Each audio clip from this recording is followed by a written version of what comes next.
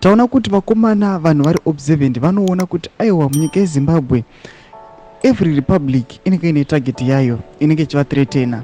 Panenge pane mashoko anobuda vanhu vanyatsokuva concerned nechiitiko chiri kuitika pa the current republic yatiri kuona the second republic iri targeting magenerals nemabrigadier. Sana pena mashoko arakuda achikunyogwa pana zvatoona kuti aiwa vanhu vatovhugwa kuziva vanoona zvakatoshata anoti bo subscribe or like or turn on the bell icon. Timina pahendo yamajara Jairos wamoza kuti aiwa is the famous person in opposition and criticizes the ruling party. Anoposta picture remagenerals amuri kuona ayo military generals tobva anyora achiti perhaps the biggest casualties since the November 2017 coup have been found in the military.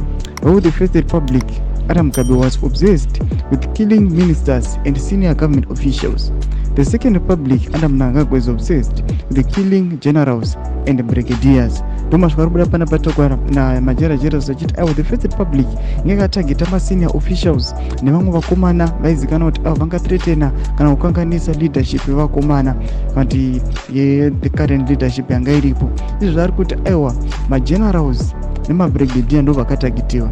Noda kuti kuti musitira kwavakaita the 2017 coup nekuiausta kwavakaita zvakuonekwa kuti aiwa vanogara vanengori threat yekuti munhu akambozvira pekutanga kana akuzvira pechi2 aiwa anenge atova experience pro max chaiyo, anenge akutogona akutoziva munyati yose, akutoziva kuti paipe ndambokwanisa pakati ndokwanisa kuita zvinhu zviri advanced kupfuura zvandakamboita. Zvatiri kuona ndo zvava kuthreatena, ndo zvava kuisa ma-insecurities and this current leadership ichiona kuti aiwa these brigadiers and generals they are the ones aiwa vari kuthreatena leadership yavo yatikona ndo vakuattack. Wataona kuti aiwa vava vakawandisa vanotosvika above 30 magenerals aringonzi aiwa ninge akusina ninge wapota.